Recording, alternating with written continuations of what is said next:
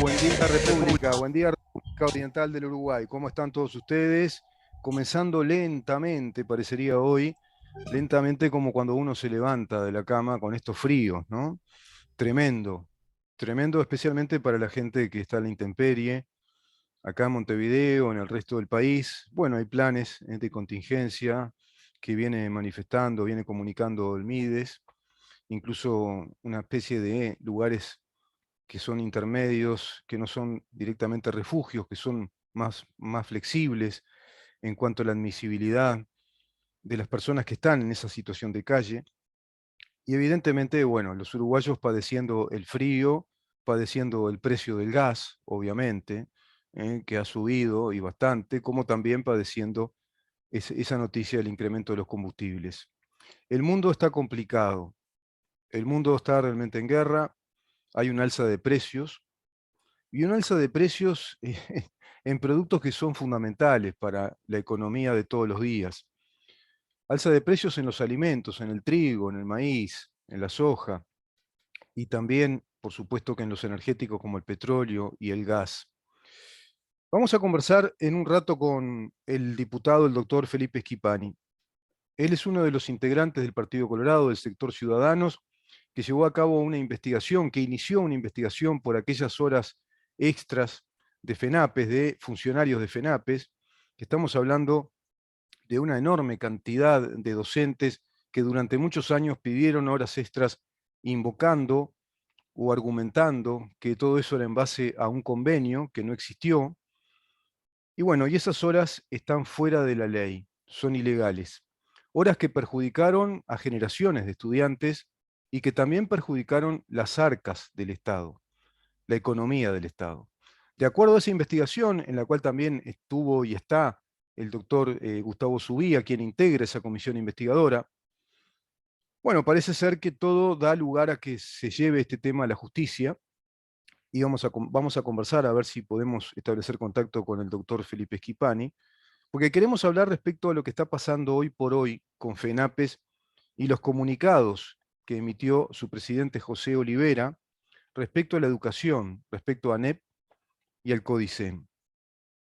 Habla FENAPES de, bueno, un futuro paro general de la educación ya programado.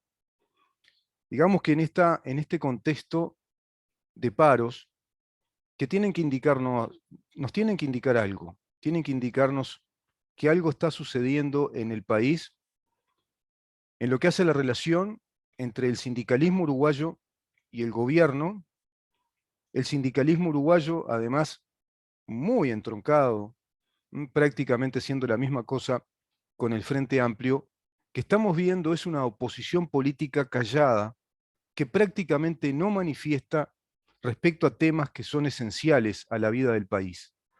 La oposición al gobierno la está llevando a cabo el sindicalismo uruguayo.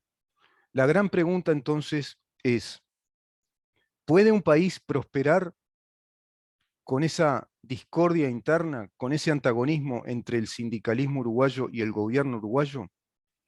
No olvidemos que, no, bueno, ¿qué vamos a olvidar? Los uruguayos sabemos muy bien que el sindicalismo uruguayo es un sindicalismo único a través de la Central Sindical Nacional, PIT-CNT, que concentra a todos los sindicatos que tienen poder de voz y de resolución en los consejos de salarios, en las mesas de negociaciones colectivas, en lo que hace las relaciones laborales, y que van a determinar conjuntamente con el gobierno y los empresarios las distintas calidades laborales y el régimen laboral, inclusive el régimen de salarios, los ajustes salariales, por ejemplo. Quiero conversar este tema respecto a esa incidencia de los sindicatos con el doctor Felipe Schipani respecto a FENAPES.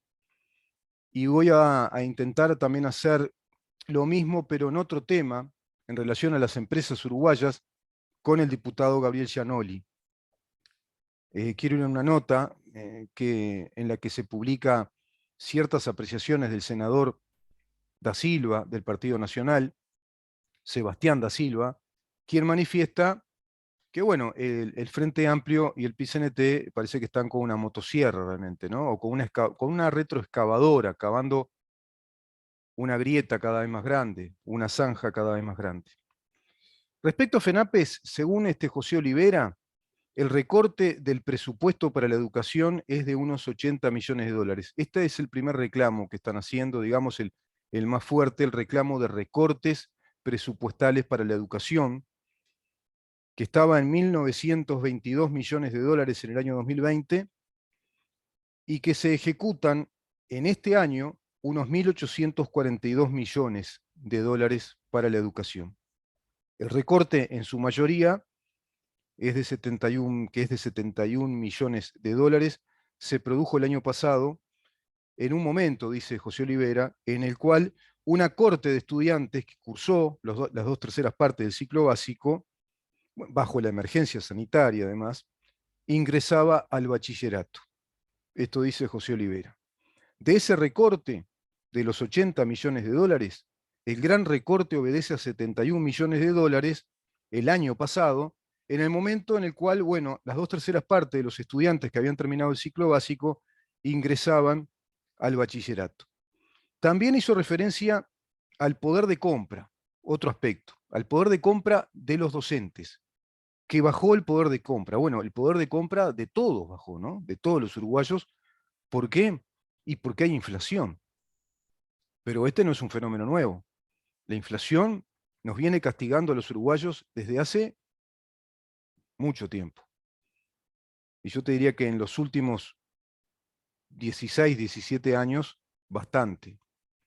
El proceso inflacionario del país se mantuvo estable al alza y siguió prácticamente creciendo al extremo de que provocó distorsiones económicas, como las que provoca una inflación sostenida, estructural. Uruguay tiene una inflación estructural sostenida, que es la inflación endógena, y tiene otra inflación provocada desde el exterior por circunstancias que provienen del exterior, como esta invasión de Rusia a Ucrania, como la pandemia anteriormente, que aún sigue incluso, y esa inflación que es exógena, de algún modo hace la tormenta perfecta con el proceso inflacionario que ya el país tenía. Se venía haciendo un esfuerzo enorme respecto a recortar gastos del Estado. Eso es lo que plantea el gobierno, recortar todas esas gorduras que el Estado tiene, y yo te diría que recortar prácticamente con cirugía plástica, estética, porque no es una gran intervención quirúrgica de las gorduras del Estado, de ese estado paquidérmico, pesado, muy pasado de peso, no hay una gran cirugía. Simplemente hay algún recorte y quizá un poquito de gimnasia ahorrativa para que el Estado no gaste tanto. Bueno, respecto a esos recortes, está planteándose, creo entender, la queja de FENAPES. Y en ese sentido, también entonces argumentan que el poder de compra de los docentes ha descendido en un 7,96%. Se eliminaron 40.000 horas docentes, dice José Olivera. La mitad responde a la reducción de la coordinación pedagógica de carácter universal, que afectó a unos 1.000 profesores. También llamaron la atención una serie de designaciones de cargos de confianza, dice FENAPES en un comunicado, que esos cargos de confianza llamaron la atención respecto al Consejo Directivo Central, CODICEN, y cuestionó la designación del ex subjefe de policía de Canelones, Johnny Trías, obviamente militante de un partido de la coalición. Según FENAPES, secundaria y UTU concentran unos 14 millones de dólares de recortes este año. Y por otra parte vemos que hay un recorte de 71 millones de dólares que se produjo el año pasado. Por lo tanto, estamos viendo, bueno, importantes recortes presupuestales. En educación media, el sindicato indica que a mediados de abril había más de 72.000 horas docentes no asignadas. Al año, estamos viendo acá, al 2020. La pregunta de José Olivera es, ¿a dónde fueron los fondos que deberían haberse destinado a cubrir esas horas? Esa es la pregunta que hace, la pregunta shakespeariana de José Olivera, ¿no? ¿A dónde fueron esos fondos que deberían haberse destinado a cubrir esas horas? El sindicalista habló de irregularidades y de una multiplicación de gastos. Bueno, de una multiplicación de gastos parecería que no, porque hay recortes de gastos, ¿no? No sé dónde está lo de la multiplicación de gastos, porque evidentemente se está hablando que se recortaron 71 millones de dólares el año pasado y se recortaron 14 millones de dólares para secundaria y UTU, y además se redujeron 72.000 horas docentes que no fueron asignadas. Por lo tanto, acá no hay multiplicación de gastos, sino que hay reducción de gastos. Quizás se refiere a la designación del ex subjefe de policía de Canelones, Johnny Trías, obviamente, dice José Olivera, militante de un partido de la coalición. Bueno, esa es la gran pregunta shakespeariana, ¿no? Una pregunta prácticamente metafísica, porque parecería ser que la física de los hechos económicos no hacen a la lógica de la pregunta. Por otra parte, se dijo que todo esto tendrá consecuencias. Imponer una reforma de este tipo, atención con esto, imponer una reforma de este tipo a partir del 2023 va a generar una respuesta. Acá viene, yo le llamo la amenaza. En términos judiciales podría ser, pero no son judiciales obviamente estos casos, el exhorto, la exhortación. Cuando el rey, ¿se acuerdan que llegaba con el edicto y venía el emisario, el heraldo? Había un diario, me acuerdo que se llamaba así, el heraldo. Venía el heraldo y daba el exhorto del rey, que tenían que pagar todos estos tributos porque si no, bueno, acá le está diciendo FENAPES al gobierno, no estás pagando todos los tributos con nosotros, por lo tanto, viene el exhorto, viene la amenaza. El sindicalista llamó a la reflexión, dice el observador, yo le sacaría, llamó a la reflexión y pondría, el sindicalista amenazó al Parlamento uruguayo sobre la instalación de un escenario que claramente será de conflicto y que se extenderá a todos los sistemas, incluido el movimiento estudiantil. Yo pensé que hablaba de softwares, a todos los sistemas. ¿Cómo estás, Felipe? Gracias por estar con nosotros. Rubén y toda la audiencia, un placer, un gusto compartir una mañana con ustedes una vez más. La mañana fría, bien fría, para Sin un buen duda. mate amargo, ¿no? Se vino el invierno. Yo soy cafetero, no soy Bueno, tanto, está bien. pero Bueno, un buen café cargadito viene bien, con sin algunos duda. bizcochos recién salidos de la panadería, no está mal la idea. Pero claro, hay que cuidarse también, ¿no? Bueno, yo estoy tratando de evitar las harinas porque uno crece, bueno, y los Eh, kilos a veces vienen con más fluidez. sí, sí, hay que cuidarse, sí, sin duda. Y hacer ejercicio, gimnasia, ¿no? Totalmente. Bueno, estarías escuchando más o menos este informe que resumí respecto a las quejas de FENAPES en estos temas de los recortes presupuestales, cómo ellos dicen que se ve afectada la educación. Por un lado la calidad educativa, por otro lado hablan de multiplicación de gastos, pero están hablando de que hay recortes de gastos, ¿no? Pero a su vez plantea una especie de amenaza, ¿no? Si se viene este tipo de reforma, se viene un escenario de conflictos a nivel nacional. Qué difícil que pueda un país prosperar de esta manera, ¿no, Felipe? ¿Cómo se puede hacer para que un país funcione con sindicatos que realmente están dedicados digamos, a oponerse a toda medida que un gobierno lleve a cabo, como en este caso este gobierno, que por supuesto no es del perfil ideológico del sindicalismo uruguayo, y en este caso en FENAPE se ve claro que hay, bueno, un incordio tremendo. Inclusive, yo mencionaba al comienzo del programa que tú fuiste uno de los principales investigadores parlamentarios de las horas, esas extras que fueron denunciadas, esas horas que fueron fuera de reglamento, ilegales, y que ahora están prácticamente trámite a la justicia. También está ese tema, ¿no? Sin duda. A ver, todo lo que tú leías sobre FENAPES, que reprodujo lo que fue la comparecencia en la Comisión de Educación, no es ninguna novedad, no nos tiene que llamar a sorpresa. El mismo libreto, Rubén, que vienen llevando a cabo hace más de 20 años, ¿no? De la reforma educativa impulsada por RAM. Básicamente, uno copia y pegue lo que decían entonces y lo que reproducen hoy, y es básicamente lo mismo. El tema es que justamente en esos sindicatos es donde se nuclean los sectores más conservadores del ámbito educativo. duda de que FENAPES representa eso, ¿no? Son los sectores más conservadores que han sido los primeros opositores a cualquier proceso de cambio, de transformación en la educación en los últimos 30 años de este país. Y lo que están anunciando es lo que ya sabemos que van a hacer, porque no es una amenaza, lo van a hacer. Lo van a hacer porque no hay transformación ni cambio educativo que sirva, ¿no? Entonces, como se opusieron ferozmente a la reforma de Rama, se van a oponer a este proceso de reforma que se está llevando adelante. Yo recuerdo perfectamente el proceso de reforma de la educación de la década del 90, impulsada por Germán Rama, que tirios y troyanos han reconocido que fue lo último significativo que se hizo en materia de reforma de la educación en el país. Y la oposición de estos sindicatos era bestial. Se criticaba en aquella época, pues bueno hacer memoria, ¿no? Para que la muchachada más joven pueda entender que esto viene de atrás. Se criticaba en aquel entonces la alimentación por bandejas.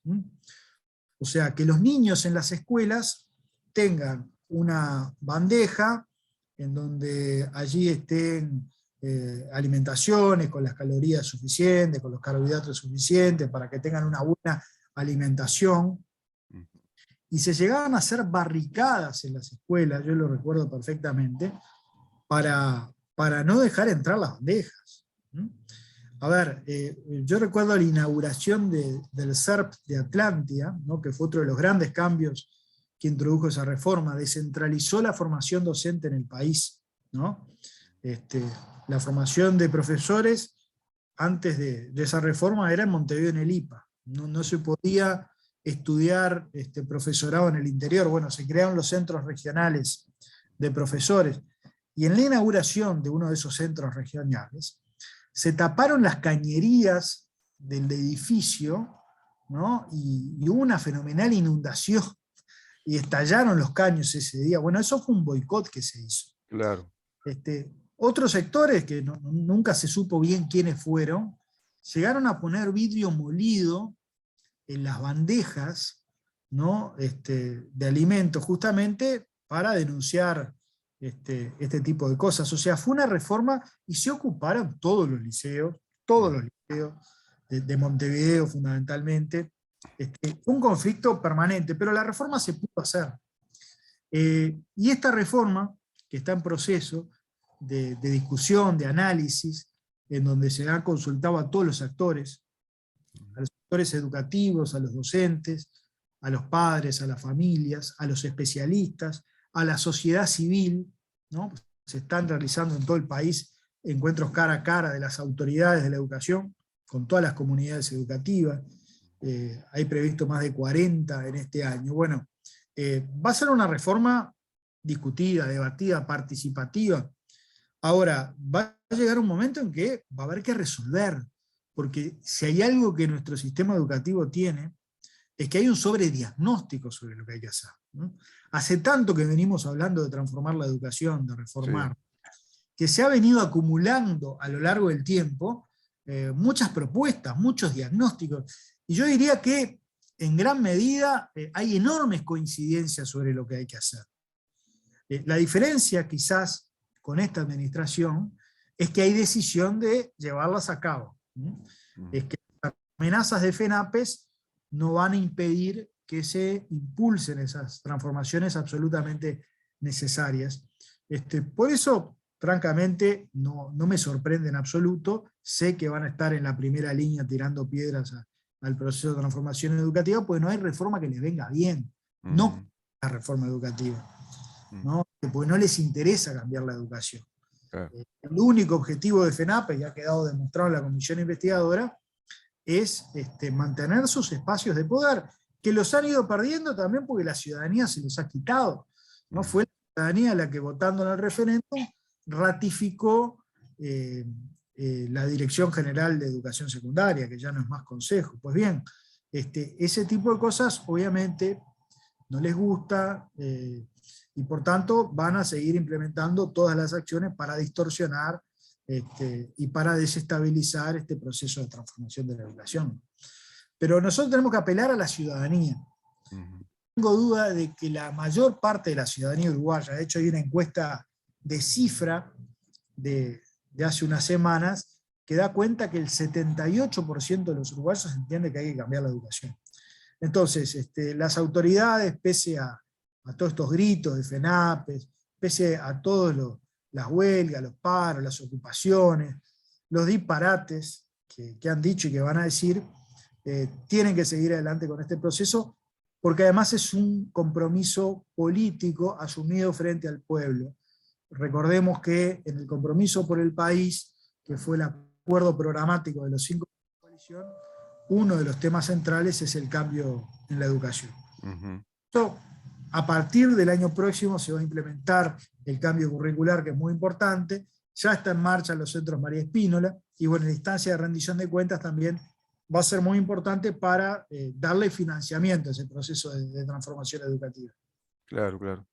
Tú decías bien, Felipe, en el compromiso por el país, esta era una de las políticas que iban a llevar adelante, ¿no? El compromiso de la transformación de la educación, que es urgente, que es necesaria en el país. Por otro lado, también, digamos que la disciplina fiscal. Estaba planteada precisamente esa disciplina fiscal de un país que gaste menos, un país que sea más controlado en los gastos y que a su vez tenga un control de gastos a través de la regla fiscal, por ejemplo. Ese es otro tema importante. ¿Por qué digo esto? Para que aquellos que nos están escuchando ahora y nos van a escuchar en redes, entiendan el contexto en el que estamos hablando también, ¿no? Es decir, hubo un cambio de gobierno que viene precisamente por estos temas que la población urgentemente reclamaba cambiar. La educación es uno. Que el Estado gaste menos es otro y sigue habiendo un clamor popular de que se gaste menos incluso, ¿no? Y por otra parte, el tema de la seguridad, que es otro tema también que hoy está en el candelero público y está, bueno, puesto ahí en tela de juicio de parte del sindicalismo uruguayo. Pero respecto a la educación, hay que recordar también que FENAPES es uno de los sindicatos más perjudicados por esta reforma, que incluso fue ratificada en el referéndum de la LUC. Porque como tú decías, ahora no van a integrar el cogobierno, sino que van a ser simplemente asesores en las asambleas técnico-docentes, van a tener una voz como de asesoría, pero pierden ese poder de gobierno o de cogobierno en la educación. Creo que eso provocó este malestar de FENAPES por un lado, ¿no? Y por otra parte está la investigación que compromete a un montón de docentes vinculados a FENAPES también. Quiero cerrar con esto el comentario. ¿Cuántos uruguayos estarán pensando? Debe ser muy interesante para el país, muy bueno para el país, que esta gente que ya no pone palos en la rueda, sino que tira misiles, capaz que les compra a Putin misiles y va tirando ese tipo de misiles para todos lados, y están en contra de todo lo que el gobierno va llevando adelante en materia educativa, en materia de política educativa desde el gobierno. Sería interesante que muchos de ellos después hablaran detrás de las rejas, que se comprobara que tienen que estar presos, porque han robado, y han robado a lo loco y con total impunidad. Yo creo que ahí habría una norma de justicia, y capaz que lo que digo suena vindicativo, pero no lo es. Es por una cuestión básica de justicia, ¿no? Por un criterio básico de justicia, para que una sociedad pueda ver señales claras de que el Estado castiga a aquellos que se portan mal, pero no solo al pobre don Juan y María, o a cualquiera de nosotros que nos puede castigar si nos portamos mal, y está muy bien que lo haga, está perfecto, pero hay otra clase, ¿no? Que parece impune. Tú recién decías, taparon caños y reventaron cañerías en aquella época de centro de enseñanza. Poner vidrio picado en la comida de niños que iban a comer esa comida. Es decir, y esa gente fue quedando impune a través de los años.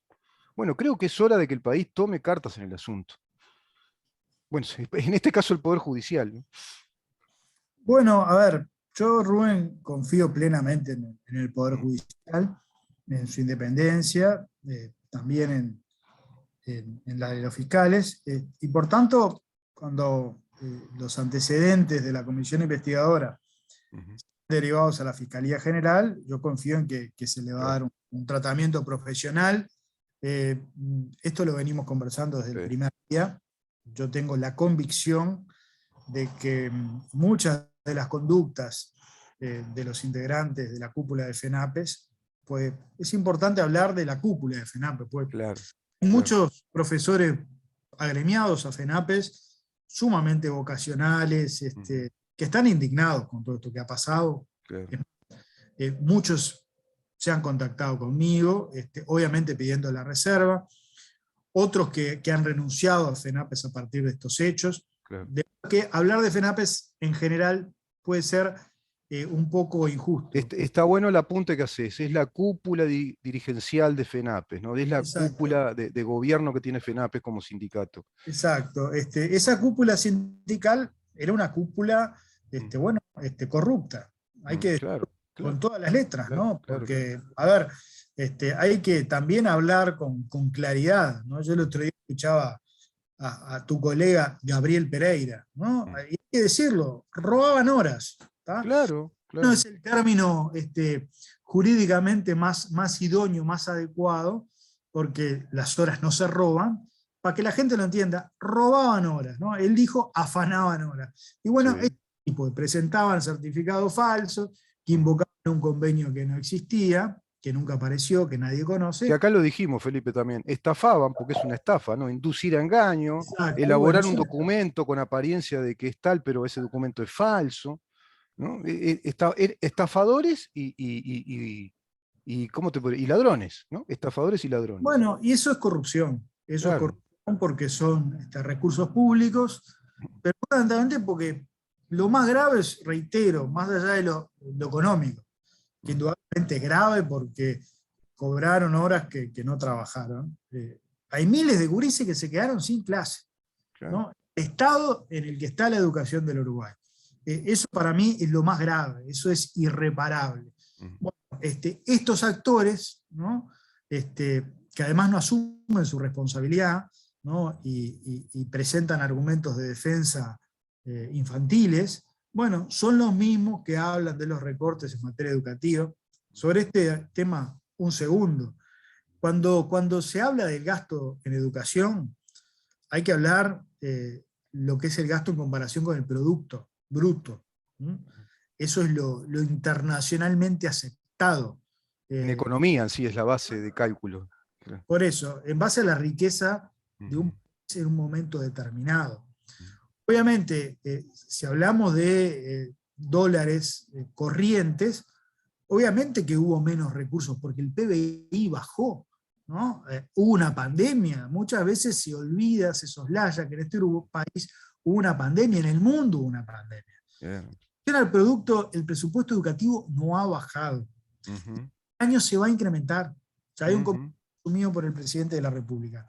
Entonces, están todos los elementos dados para llevar adelante la transformación de la educación, y las autoridades tienen la decisión de llevarla adelante pese a todas las amenazas de este sindicato. Amenazas que también tuvo que enfrentar el Frente Amplio. Recordemos, Rubén, lo que dijo Mujica, ¿no? El expresidente Mujica sobre FENAPES, ¿no? En términos no tan elegantes ni educados. Ha sido el obstáculo fundamental a cualquier proceso de cambio en la educación en los últimos 25 años del país. Bueno, en esta oportunidad no se van a llevar con la suya, y va a haber cambio en educación, pese a todas las amenazas y pese a todo lo que quieran hacer para impedir el proceso. Una práctica habitual de parte de esa cúpula de FENAPES, que esperemos esta vez no quede impune, todo ese accionar delictivo, ¿no? Hay que aclarar también que en este caso el diputado Felipe Schipani, como todos los miembros integrantes de la comisión investigadora de diputados, no tienen potestades judiciales, ¿no? Esto pasa al Poder Judicial, que es otro poder. Estamos en un país que tiene separación de poderes, ¿no? Vamos a aclarar eso, porque mira que hay gente que de pronto, tú que sos abogado, obviamente está en la tapa del libro, para mí está en la tapa del libro, pero hay gente que no lo sabe, y sobre todo mucha gurizada, que no tienen idea de eso de la separación de poderes, y gente incluso mayor que nos escucha, porque yo tengo oyentes que me dicen, deciles cuándo esto termina en la justicia, tienen que ir presos. Bueno, pero no lo pueden hacer los diputados. Sí. Los diputados pueden investigar. Felipe. Nosotros investigamos, creo que se hizo una gran tarea. Ujú. Y bueno, reunimos documentación, reunimos prueba y vamos a poner en poder de la justicia todos esos elementos para Ujú. que sea la justicia la que determine Claro, si hay responsabilidades penales, como nosotros estamos convencidos que las hay, ¿no? seguro. Vamos a seguir conversando de todos estos temas, Felipe. Bueno, la reforma que se viene, que tiene que ver con una consulta a todos los sectores, ¿no? A todos los sectores, menos con la cúpula de FENAPE, porque evidentemente veo que no hay diálogo.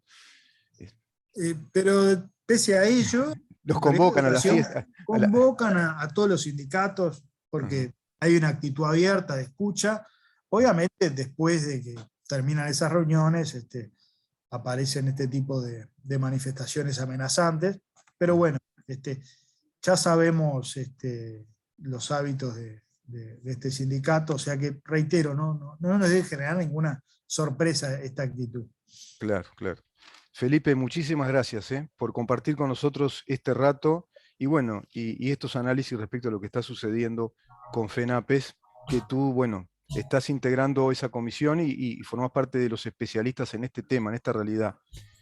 A cuidarse del frío, capaz que café con gofio, no sé si lo probaste alguna vez, te da calorías para salir ahora a la intemperie.